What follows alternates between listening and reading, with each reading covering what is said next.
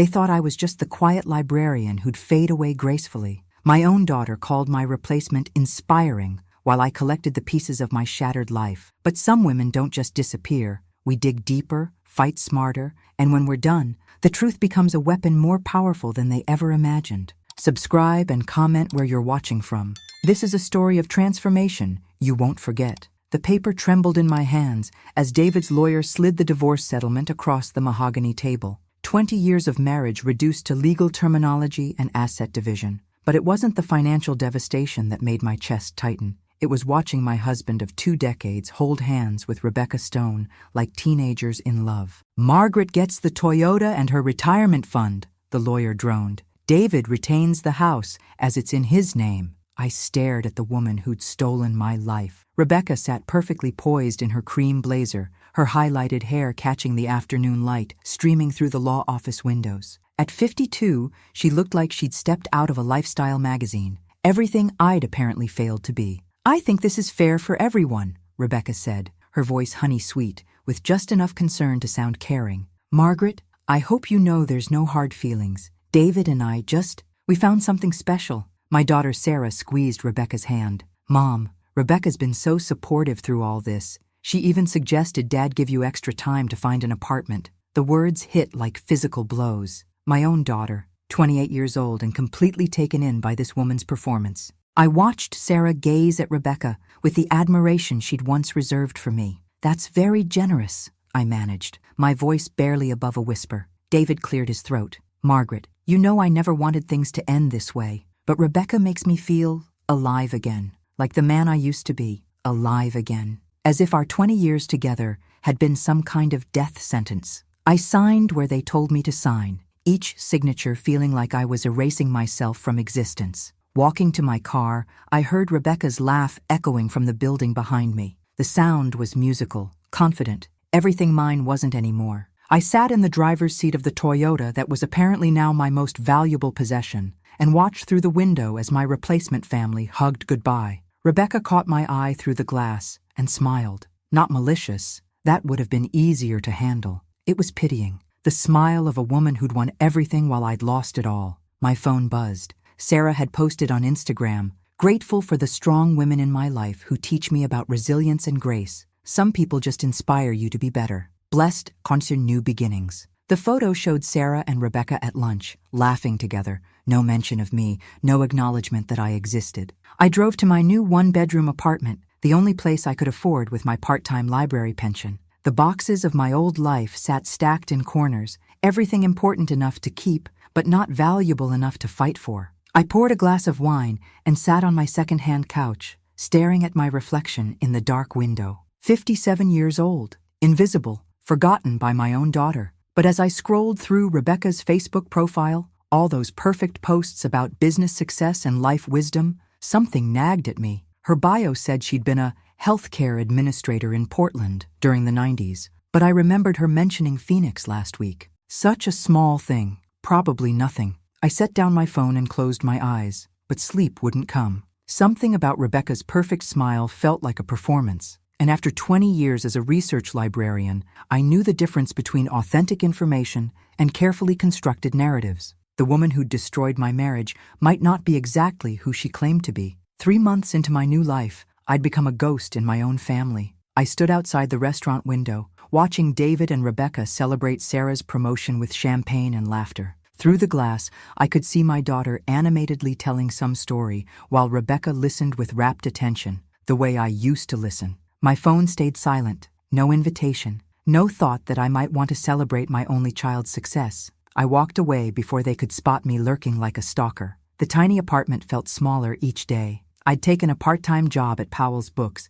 just to have somewhere to go, somewhere to feel useful. The teenage manager called me Mrs. Walsh, with the polite distance reserved for people who'd clearly given up on life. "Margaret," Mrs. Chen from the apartment next door caught me in the hallway. "Your daughter's in the paper again." She thrust the local business section at me. There was Sarah, beaming next to Rebecca at some charity gala. The caption read, "Marketing Executive Sarah Walsh and Business Consultant Rebecca Stone raise funds for literacy programs." Rebecca Stone. Even in my daughter's professional achievements, I'd been erased and replaced. Such a nice woman, that Rebecca, Mrs. Chen continued. Sarah's lucky to have such a positive influence. I nodded and retreated to my apartment, but Mrs. Chen's words echoed. Everyone talked about Rebecca like she was some kind of saint. The perfect partner who'd rescued David from his stagnant marriage. The inspiring mentor who'd become Sarah's second mother. That evening, I tried calling Sarah. It went straight to voicemail.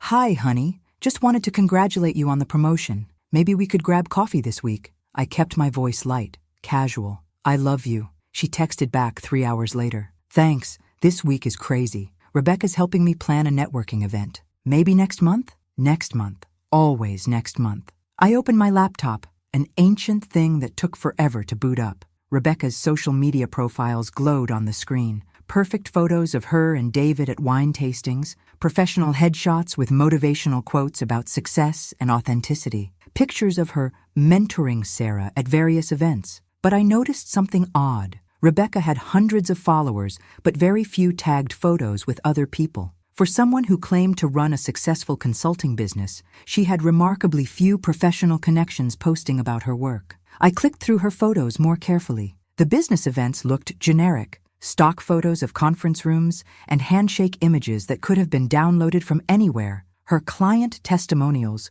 were always anonymous quotes with no names or company references. My librarian instincts kicked in. Real business owners left paper trails. Professional associations, industry publications, client referrals, vendor relationships. I spent 2 hours searching for any concrete evidence of Rebecca's consulting empire. Nothing. Not a single verifiable business record, client testimonial, or professional reference that wasn't self-generated. I leaned back in my chair, heart racing. This could mean nothing. Maybe she was just private about her business operations, but it could also mean everything. My phone rang. David's number. Margaret, we need to talk. His voice was strained. Sarah's concerned about you. Rebecca thinks you might be struggling with the adjustment more than we realized. I'm fine, David. Are you, though? Sarah says you've been asking strange questions about Rebecca, looking her up online. Margaret, this behavior isn't healthy. My chest tightened. They'd been discussing me, analyzing my mental state like I was some kind of problem to be managed.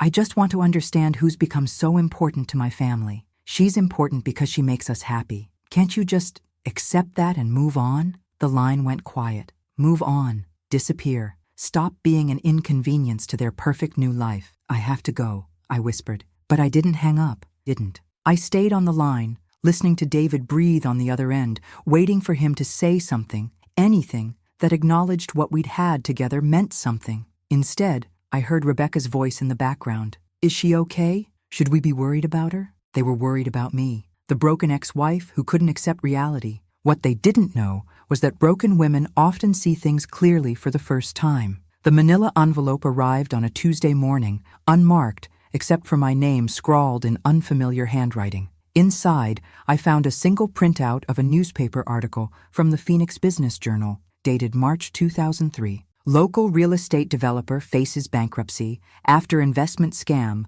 wife and children left homeless. The article detailed how Thomas Mitchell, a successful property developer, had lost everything after investing his life savings in a fraudulent real estate venture. The scheme had been orchestrated by his girlfriend, a woman named Rebecca Stevens, who disappeared with over $200,000 before authorities could investigate. My hands shook as I read the description. Stevens, 37, described by friends as charming and business-savvy, had convinced Mitchell to liquidate his assets for what she claimed was an exclusive investment opportunity in commercial properties. The physical description matched perfectly. The age was right, and the pattern, older man, successful career, substantial savings, was identical. I flipped the page over. Someone had written in red ink, "This might interest you. She's done this before." A friend. My heart hammered against my ribs. Someone else knew. Someone else had connected the dots and wanted me to see the truth. I grabbed my laptop and searched for Thomas Mitchell, Phoenix, bankruptcy.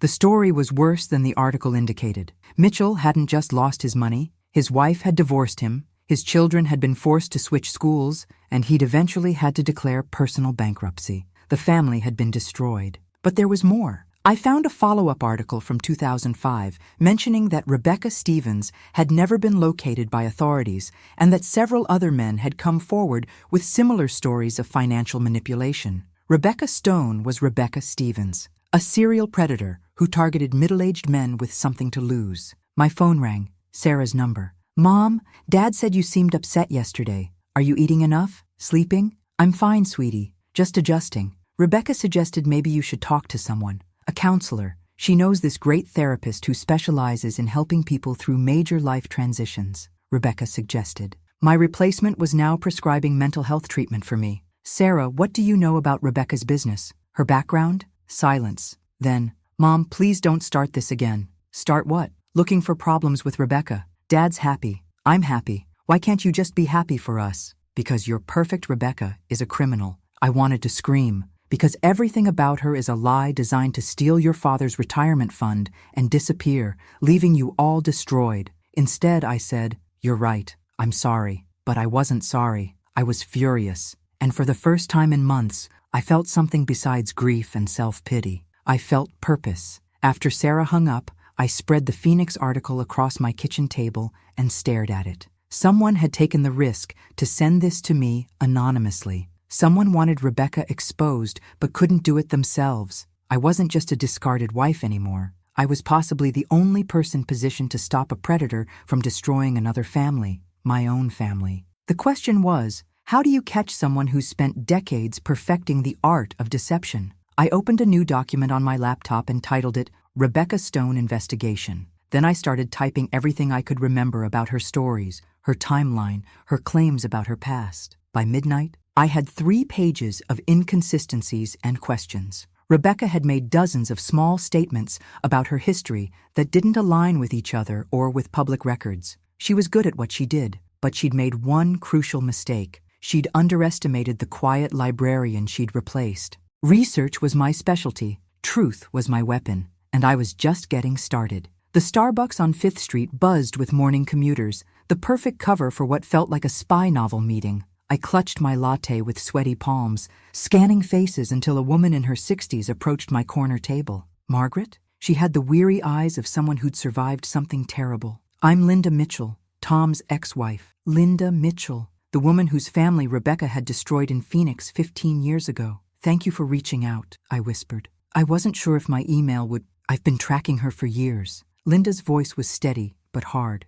"After what she did to us, I made it my mission to warn others. You're the first person who actually responded." She pulled out a thick folder and spread photos across our small table. Rebecca at various ages, with different hair colors and styles, but unmistakably the same woman. Sometimes Rebecca Stevens. Sometimes Becky Stone. Once, Rebecca Matthews. Denver, 2009. Linda pointed to a photo of Rebecca with a distinguished man in a doctor's coat. Dr. James Crawford, pediatric surgeon. She got him to invest $400,000 in a medical equipment company that didn't exist. When the FBI finally investigated, she was gone. My coffee turned cold in my hands. How many others? That I can prove? 6 men over 20 years. But I suspect there are more. Linda's fingers traced the edges of the photos. She's careful. Never stays anywhere long enough to face serious legal consequences. Changes names, moves states, reinvents her story. But you found them all. I had to.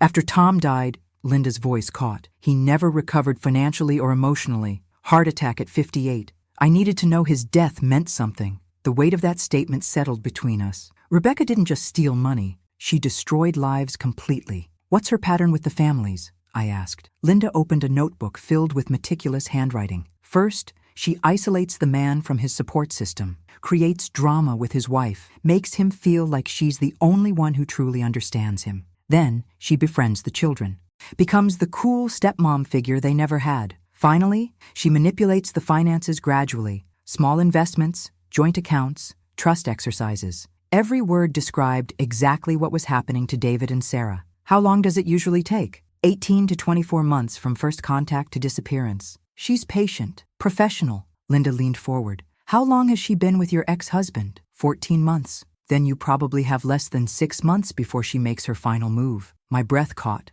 What final move? Linda showed me financial documents from Dr. Crawford's case. She convinces them to liquidate everything for one big investment opportunity. Retirement accounts, property equity, savings bonds. She presents it as their chance for early retirement together, traveling the world. Very romantic. The photos showed bank transfers, property sales, investment accounts being closed, hundreds of thousands of dollars flowing into accounts controlled by Rebecca. And then Rebecca has a family emergency, a sick parent, a business crisis, something that requires her to travel immediately. She takes the money to handle the situation and promises to call in a few days. She never calls. She never calls. I stared at the evidence spread across our table. This wasn't just adultery or a midlife crisis. This was organized crime with a 20-year track record. Why haven't the police stopped her? Linda's laugh was bitter. She's too smart. Never steals enough from any one person to trigger federal investigation. Always presents the money transfers as gifts or investments, not theft. By the time the victims realize they've been scammed, she's in another state with a new identity. But if we have all this evidence, circumstantial, different names, different states, no direct connections we can prove in court. Linda gathered the photos. The only way to stop her is to catch her in the act. Document everything. Get evidence of her current crime while it's happening. She handed me a business card. I'm a private investigator now, licensed in 4 states. I can help you build a case, but you'll need to do the field work. You're the only one close enough to watch her moves. I turned the card over in my hands. Why are you helping me? Because Tom isn't the only man who died from what she did to him. Linda's eyes held a grief that had hardened into determination. And because your daughter deserves better than watching her father get destroyed by a predator. She stood to leave, then paused. Margaret, be careful. Rebecca's survived this long because she's dangerous when cornered. Don't let her know what you're doing until you have everything you need. As Linda walked away, I sat alone with the photos and documents that proved my worst suspicions.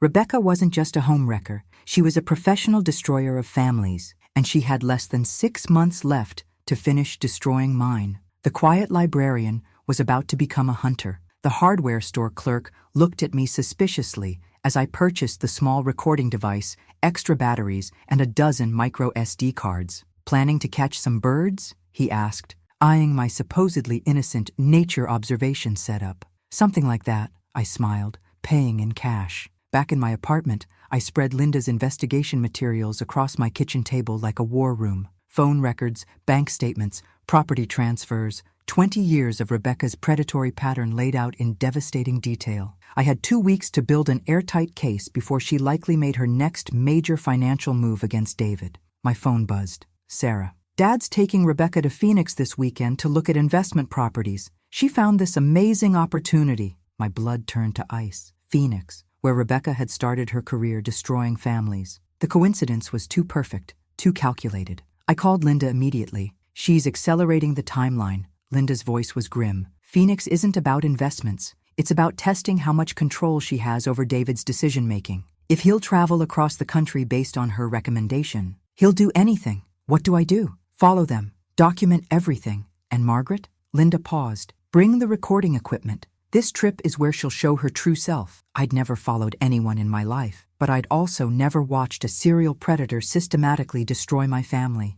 I booked the next flight to Phoenix and packed like I was going to war. The Phoenix Marriott lobby buzzed with business travelers and tourists. I sat behind a potted plant with a clear view of the elevators, laptop open, pretending to work while watching for David and Rebecca. The recording device Linda had taught me to use was hidden in my purse, ready to capture any conversation. At 3 p.m., they emerged from the elevators. David looked tired but excited, wearing the expensive polo shirt Rebecca had bought him for his new image. Rebecca was animated, gesturing with real estate brochures, playing the part of successful businesswoman perfectly. The property manager said the units are going fast, she was saying as they passed my hiding spot. We need to make a decision today if we want the commercial space on Scottsdale Road. I followed at a distance as they walked to their rental car. My heart hammered as I climbed into my own rental and tailed them through Phoenix traffic, feeling like a character in a movie I never wanted to star in. They stopped at a strip mall with a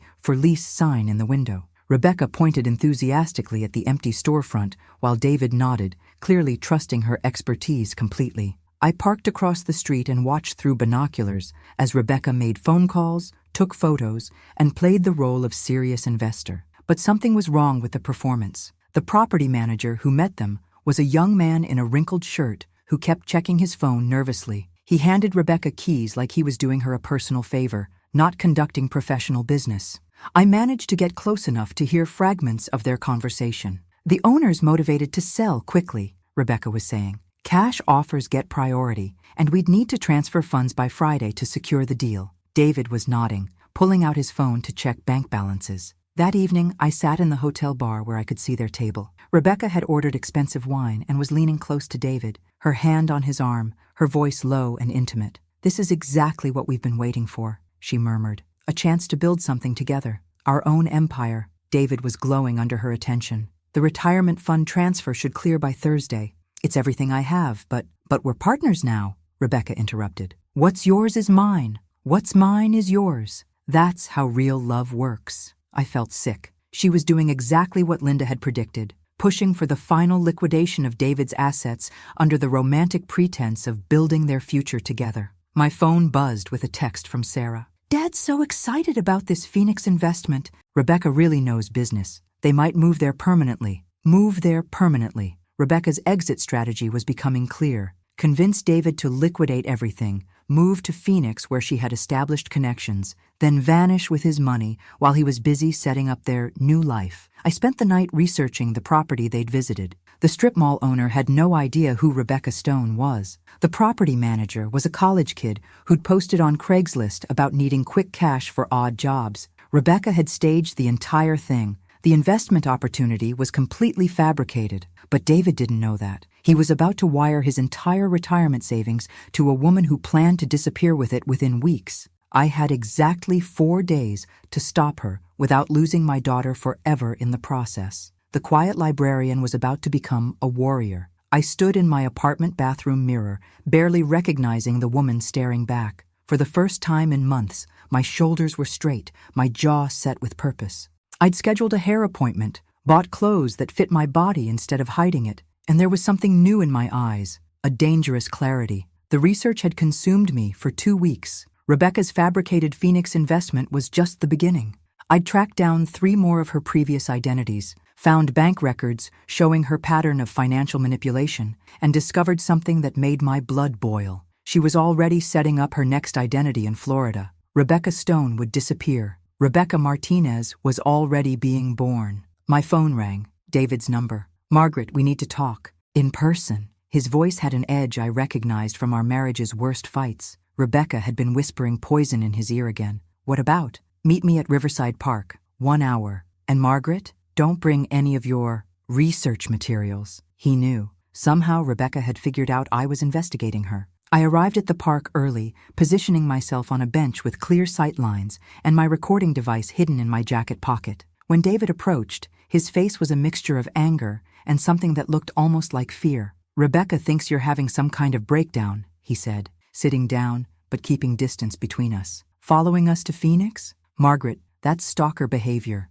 Is it stalking to protect my family from a criminal?" David's laugh was sharp, cutting. "Listen to yourself. Rebecca is a successful businesswoman who makes me happy. Just because you can't accept that, her real name is Rebecca Stevens." I kept my voice steady, factual. "Before that, Rebecca Matthews. She's been running this same scam for 20 years. "Scam?" David's face flushed. "She's investing our money, not stealing it. The Phoenix property is a legitimate opportunity." "There is no Phoenix property, David. I checked. The whole thing is staged." For just a moment, I saw doubt flicker across his face. Then his expression hardened. "Rebecca warned me you might try this, making up elaborate conspiracy theories because you can't handle that I'm happy without you." He leaned forward. "She showed me your search history, Margaret. You've been obsessively researching her online, creating false connections between her and random people." My chest tightened. Rebecca had accessed my computer somehow. She knew exactly how much I'd discovered. "The Phoenix Business Journal article about Thomas Mitchell," I started, "could be about anyone." Rebecca explained how easy it is to find random news stories and create fictional connections. David stood up. "She's concerned about your mental state. We both are." "We?" "Sarah agrees that you need professional help. Rebecca found a wonderful facility in Colorado that specializes in helping people through difficult transitions." The words hit like physical blows. They wanted to have me committed. Rebecca's final move to eliminate the threat I represented. "David, please, look at this logically. What do you actually know about Rebecca's business? Have you met any of her clients? Seen any contracts or financial statements?" Something shifted in his expression. The briefest moment of uncertainty. "I don't need to see paperwork to know she's successful. Look at how she lives, how she carries herself. With money stolen from previous victims. I pulled out my phone. I have proof, David. Bank records, property transfers, testimonies from other families she's destroyed. Stop. His voice was sharp. I won't listen to any more of your fabrications. But he was still sitting there, still listening despite his words. I made a decision that would either save him or lose him forever. Thomas Mitchell died of a heart attack after Rebecca Stevens stole his life savings. His ex-wife has been tracking Rebecca for 15 years. Dr. James Crawford in Denver lost $400,000 to the same woman using the same methods she's using on you right now. David was very still, his face pale. The Phoenix investment is fake, David. She's going to convince you to transfer your retirement fund by Friday, and then she's going to disappear. She already has a new identity waiting in Florida. You're lying. But his voice had lost its conviction. I have the bank records, flight receipts, property deeds, 20 years of evidence that the woman you think you love is a professional predator. David stood up abruptly. I have to go. Please, just look at the evidence. I said I have to go. He walked away without looking back, his shoulders rigid with denial. But something had changed. I could see it in the way he held himself, the uncertainty in his step. I sat alone on the bench, heart pounding. Rebecca would know about this conversation within the hour. She'd escalate her timeline, push for the money transfer immediately, maybe even convince David to leave town with her tonight. I had maybe 6 hours before she disappeared forever with my ex-husband's life savings. Time to stop being careful. Time to stop being nice. Time to show Rebecca what happens when you underestimate a woman with nothing left to lose. I sat in my car outside David's house at 2 a.m., watching Rebecca's silhouette move behind the bedroom curtains. She was awake, pacing, probably planning her next move after David had undoubtedly told her about our park confrontation. The recording device in my hand felt heavy with possibility. My phone buzzed. A text from an unknown number. She's booking flights. Tonight. Be ready. L. Linda had been monitoring Rebecca's digital footprint. The endgame was happening now. I pulled on dark clothes and Linda's surveillance equipment, a long-range audio device that could pick up conversations through glass. If Rebecca was making calls about leaving town, I needed proof. Moving through the shadows of the neighborhood I'd once called home, I positioned myself beneath David's study window. The room where we'd planned our retirement, discussed Sarah's college fund, dreamed about growing old together. Rebecca's voice carried clearly through the thin glass. Tomorrow morning latest. I don't care what excuse you give, David. The money needs to be transferred before that crazy bitch comes up with more lies. A pause. She was on the phone with someone. Yes, the Phoenix account is ready. As soon as the funds clear, close it and move everything to the Cayman setup. Another pause. David's completely isolated from his support system. His daughter thinks his ex-wife is having a breakdown. He'll follow me anywhere at this point. My hands shook as I adjusted the recording levels. Rebecca wasn't just stealing from David. She had a whole network helping her. The only problem is the Walsh woman. She's more resourceful than I expected. Found some of my earlier work. Rebecca's tone turned cold. Don't worry, I have a solution. My blood turned to ice. A solution? David's already concerned about her mental stability. One more incident, maybe a break-in at her apartment, some erratic behavior, and we can have her committed for psychological evaluation. By the time anyone takes her seriously, we'll be long gone. She was planning to frame me, make me look dangerous or unstable so my evidence would be dismissed as the ramblings of a disturbed ex-wife. I heard footsteps on the stairs. David's voice, groggy with sleep. Becca, what are you doing up? Just handling some business calls. Honey, go back to bed. It's the middle of the night. Time zones, remember? The Phoenix investors are early risers. Even now, she was lying to him effortlessly. Margaret seemed so sure about her accusations, David said quietly. Maybe we should just verify. David, Rebecca's voice carried a warning. Are you questioning me now? After everything we've built together? No, of course not. It's just, she showed me some documents.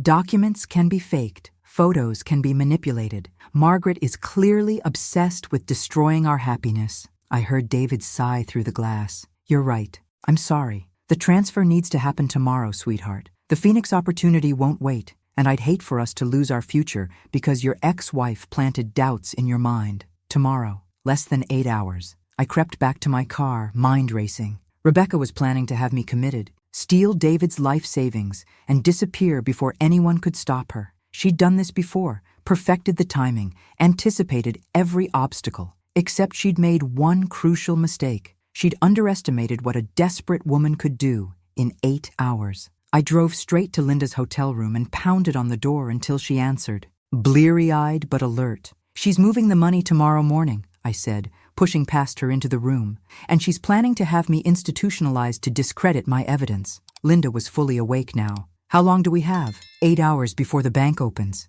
Then we don't wait for more evidence. Linda grabbed her laptop. We go nuclear. Every victim, every family she's destroyed, every piece of evidence we have. We dump it all on social media, send it to the police, contact the media, make so much noise she can't disappear quietly. What about David? He'll lose everything anyway if we expose this publicly. David will lose everything regardless when she disappears with his money. At least this way, he might get some of it back when the authorities freeze her accounts. Linda was right. Rebecca had forced us into a corner where there were no clean solutions, only damage control. There's one more thing, I said. We need Sarah to see the truth before Rebecca disappears. If we don't convince her, I'll lose my daughter forever. Linda nodded. Then we better make this count. We had 8 hours to destroy a 20-year criminal enterprise. 8 hours to save what was left of my family. 8 hours to prove that the quiet librarian they'd all underestimated was the most dangerous person Rebecca had ever crossed. The war was about to begin. At 6 a.m., I stood outside Sarah's apartment building, laptop bag in hand, heart hammering against my ribs. Linda's evidence files were organized in folders marked with each of Rebecca's victims, 20 years of systematic destruction that would either save my daughter or lose her forever. Sarah answered the door in her bathrobe, hair disheveled, eyes immediately wary. Mom, what are you doing here so early? I need you to see something. Please, give me 10 minutes. If this is more conspiracy theories about Rebecca, 10 minutes, then I'll leave and never bring this up again. Sarah hesitated, then stepped aside. I set up the laptop on her kitchen table, my hands steadier than they'd been in months. Everything I'd learned about presenting evidence as a librarian, every skill I'd developed in 20 years of research, focused into this single moment. Rebecca Stone doesn't exist, I said, opening the first folder. She's Rebecca Stevens, Rebecca Matthews, Rebecca Martinez. She's a professional con artist who's been destroying families for 2 decades. Mom, look at the photos first. Just look. I spread the pictures Linda had collected across the table. Rebecca with Thomas Mitchell in Phoenix. Rebecca with Dr. Crawford in Denver. Rebecca with 4 other men, all middle-aged, all successful, all now financially ruined. Sarah's face went very still as she studied the images. Same woman, different names, different cities, same pattern. I opened the bank records. Each man liquidated his assets for investments that never existed. Each family destroyed when she disappeared with everything. These could be photoshopped. Bank records can't be faked, Sarah. Property deeds can't be manufactured. Death certificates can't be altered. I pulled out Thomas Mitchell's obituary. This man died of a heart attack 6 months after Rebecca Stevens stole his retirement fund. His children had to drop out of college. Sarah was reading now. Her marketing background trained to spot inconsistencies in data. Her face grew paler with each document. The Phoenix investment Dad's making today? I played the audio recording from last night. It's completely fabricated. She's planning to disappear with his money as soon as the transfer clears. Rebecca's voice filled the apartment. David's completely isolated from his support system. His daughter thinks his ex-wife is having a breakdown. He'll follow me anywhere at this point. Sarah's hands flew to her mouth. That's how she talks about me? About us? She's been manipulating both of you from the beginning, turning you against me, isolating Dad from anyone who might ask questions. I pulled out the final piece of evidence. She already has a new identity waiting in Florida, Rebecca Martinez. She's done this 6 times, Sarah. Your father is about to become victim number 7. Sarah was crying now, staring at the evidence spread across her table. But she's been so helpful, so supportive. I trusted her. She's a professional predator. Making you trust her was part of the plan. My phone buzzed. David, transfer scheduled for 9 a.m. Can't wait to start our new life in Phoenix. 3 hours left. We have to stop him, Sarah whispered. He won't listen to me. Rebecca's convinced him I'm having a breakdown. Sarah stood up abruptly, her face transforming with an anger I'd never seen before. She used me, made me think, made me believe I was choosing the right side. Sarah, she turned me against my own mother. Sarah's voice was razor sharp. She made me complicit in destroying Dad's life. I watched my daughter's transformation, seeing her father's stubbornness emerge with a fury that Rebecca had never anticipated. Sarah grabbed her phone and started dialing. Dad, don't make that transfer. We're coming over right now, and you need to see something. David's voice was distant but clear. Sarah, if this is about your mother's theories, it's not theories, Dad. It's evidence. Bank records, police reports, death certificates. Rebecca is a con artist, and she's about to steal everything you have. Silence on the line. Then, that's impossible. I'm looking at photos of her with 6 other men she's scammed. I'm reading bank records that show exactly how she's going to steal your retirement fund. Dad, she's a predator. Another long pause. I'll wait. Don't make the transfer until you get here. After Sarah hung up, she turned to me with tears streaming down her face. I'm so sorry, Mom. I should have listened to you. I should have trusted you instead of... I wrapped my arms around my daughter for the first time in months. She's very good at what she does, sweetheart. None of this is your fault. Yes, it is. I helped her isolate you.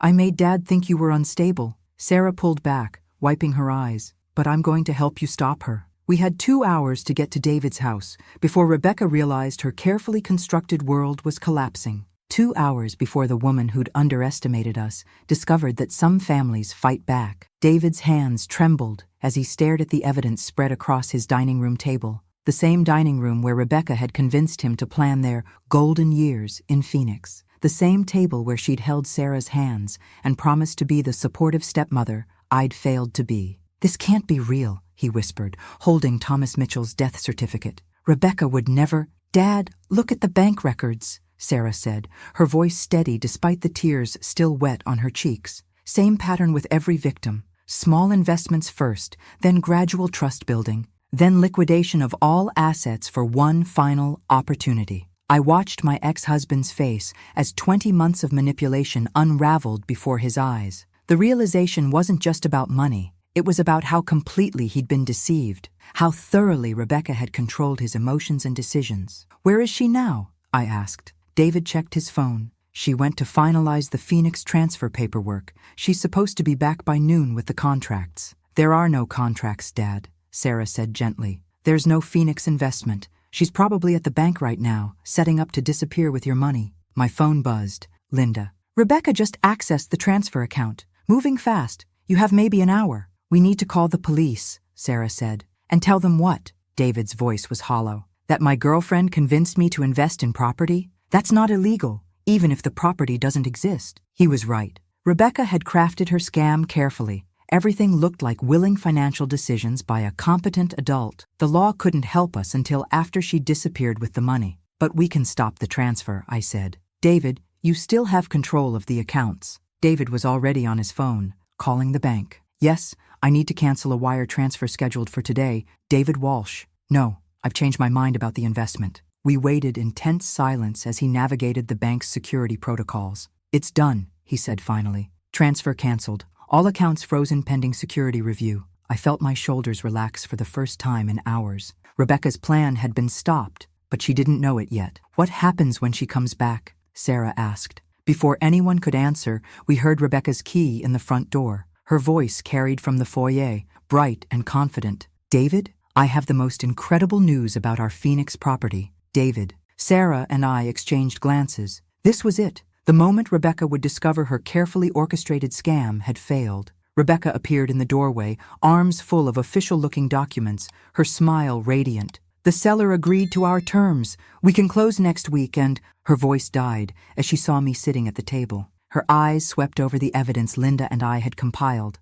the bank records, the photos of her previous victims. Margaret. Her tone was still controlled, but I caught the flash of calculation behind her eyes. What a surprise. Hello, Rebecca. Or do you prefer Rebecca Stevens? Rebecca Matthews? I kept my voice conversational. It's hard to keep track of all your identities. Rebecca set down the fake documents and smiled, the same warm, understanding smile that had charmed my ex-husband and daughter for 20 months. David, I can see Margaret's been filling your head with her fantasies again. Rebecca moved toward him, but David stepped back. Sweetheart, we talked about this. She's clearly having some kind of psychological break. The transfer's been canceled, David said quietly. Rebecca's mask slipped for just a fraction of a second, long enough for me to see the cold fury underneath. Canceled? David, we can't miss this opportunity. There is no opportunity, Sarah interrupted, standing up. There's no Phoenix property. There's no investment. There's just you, stealing money from men you manipulate into trusting you. Rebecca's gaze moved between the three of us, assessing, calculating. When she spoke again, her voice carried an edge I'd never heard before. You have no idea what you're interfering with. Actually, we do. I stood up, meeting her eyes directly. Thomas Mitchell, Dr. James Crawford, 5 other families you've destroyed, 20 years of stolen retirements, ruined lives, broken children. You can't prove any of that. Bank records prove it. Property transfers prove it. Police reports prove it. I gestured to the evidence on the table. And now we have recordings of you planning to steal David's money and disappear to Florida under another false identity. For the first time since I'd known her, Rebecca looked genuinely rattled. David, she tried one last time, her voice soft and pleading. You know me. You love me. Don't let them destroy what we have together. David looked at her, really looked, and I saw the moment he finally saw through her performance. I don't know you at all, he said. Rebecca's composure cracked completely. You'll regret this, all of you. She grabbed her purse and headed for the door, but paused in the doorway. Margaret, you think you've won something here, but you've lost everything that mattered. Your marriage, your family, your daughter's respect. Even if you stop me, you'll still be alone. Then she was gone, leaving only the echo of her words and 20 months of lies exposed in the afternoon sunlight. But as I looked at Sarah's face, at David's grateful expression, I realized Rebecca was wrong about one crucial thing. I hadn't lost everything. I'd finally found myself. The FBI field office in Cincinnati buzzed with activity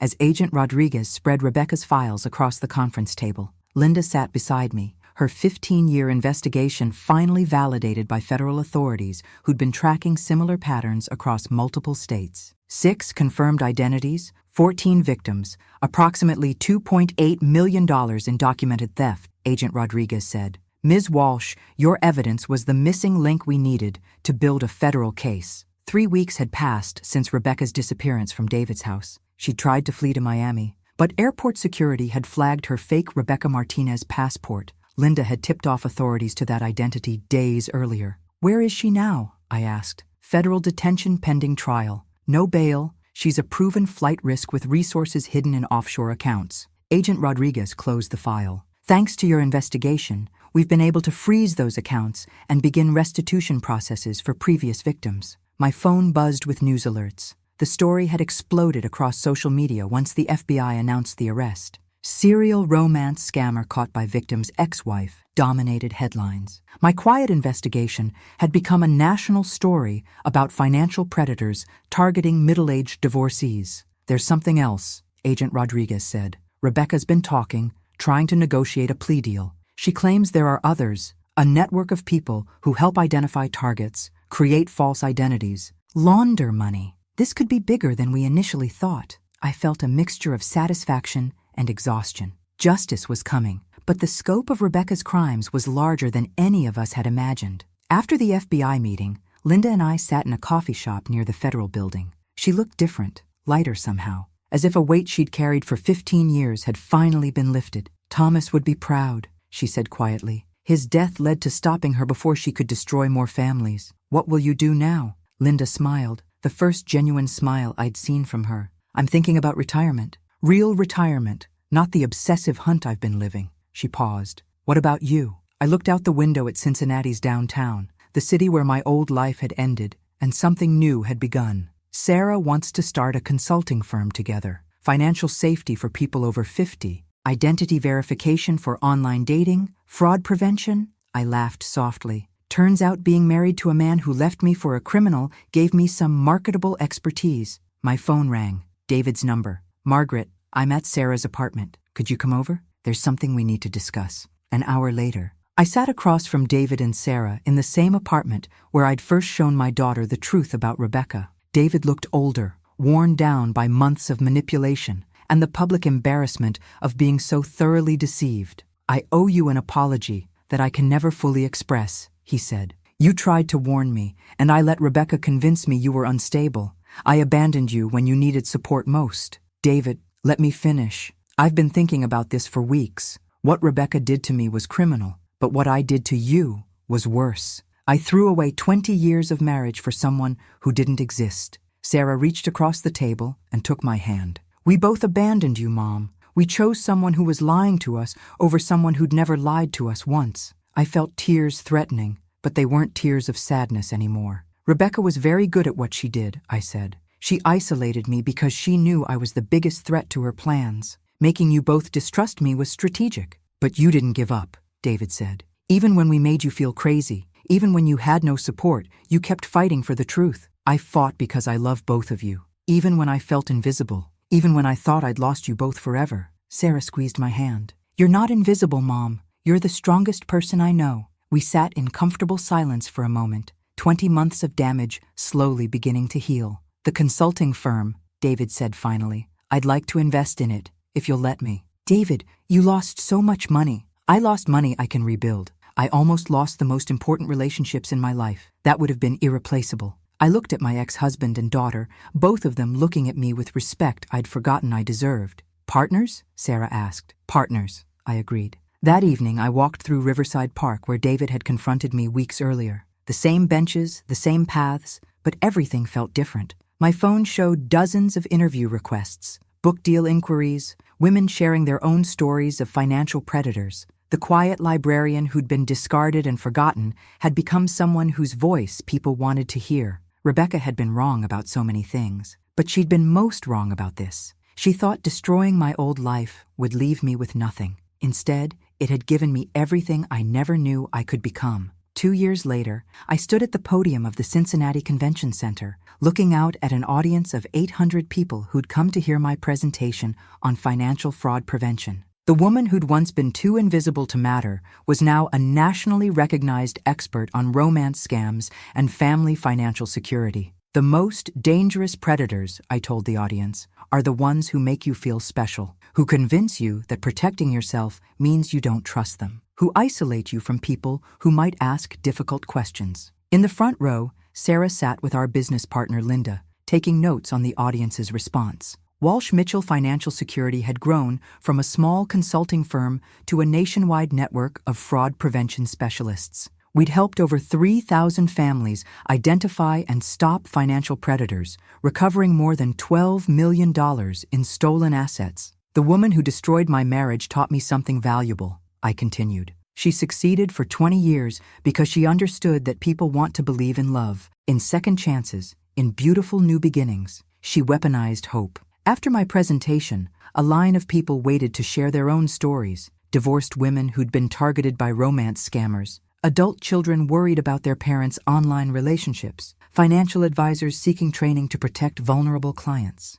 Each conversation reminded me why this work mattered. Ms. Walsh? A young woman approached as the crowd thinned. My mom's dating someone she met online. He's asking her to invest in his business, but something feels wrong. Could you take a look? I handed her my business card. Call tomorrow. We'll help you verify his identity and financial claims. If he's legitimate, you'll have peace of mind. If he's not, you'll stop him? We'll stop him. As the convention center emptied, I walked outside into the warm Cincinnati evening. My phone showed messages from David, who'd been watching the live stream of my presentation from his new apartment. Incredible speech. Coffee tomorrow to discuss the Michigan expansion? Our relationship had evolved into something better than it had been during marriage. A genuine friendship built on mutual respect and shared purpose. He'd become one of our most effective fraud investigators, his experience as Rebecca's victim giving him unique insights into predatory psychology. Sarah appeared beside me grinning. Mom, the Detroit Police Department wants to hire us to train their fraud unit,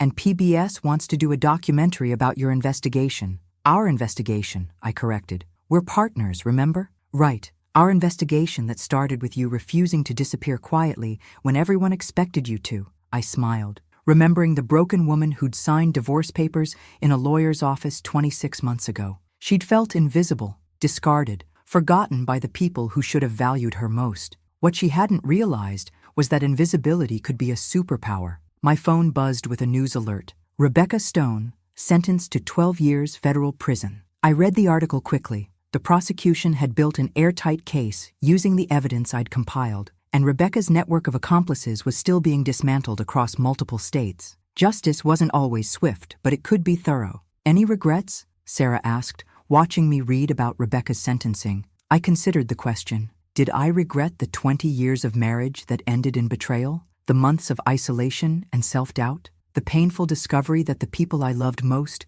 had been willing to abandon me? No regrets, I said finally. Everything that happened led to this moment, to this work, to helping other families stay together instead of being torn apart by predators. We walked to the parking garage together, discussing tomorrow's cases and next month's expansion plans. Sarah had become not just my business partner, but one of my closest friends, a relationship that had grown deeper through adversity than it ever was through easy times. At my car, I paused to look back at the convention center where hundreds of people had listened to my story and learned to protect themselves and their families. Rebecca had been right about one thing. I had lost everything that mattered in my old life. My marriage to a man who could be manipulated into abandoning me. My relationship with a daughter who chose a stranger over her mother. My role as the quiet, invisible woman who never made waves or asked difficult questions. What Rebecca had failed to understand was that losing everything I thought I valued had allowed me to discover everything I actually needed. Purpose, independence, the respect of people who recognize strength instead of demanding submission. The knowledge that I could protect not just myself, but countless others from predators who weaponized love. I drove home through the Cincinnati streets, past the apartment where I'd once felt like a discarded failure, past the park where David had accused me of stalking behavior, past the restaurant where I'd watched my replacement family celebrate without me. None of those places held pain anymore. They were simply chapters in the story of how the woman everyone underestimated became exactly who she was meant to be. Rebecca Stone had spent 20 years destroying families for profit. Margaret Walsh spent her new life putting them back together. And in the end, that made all the difference. Thanks for watching. If you liked it, subscribe to help us grow and keep these stories alive. Here's another one for you.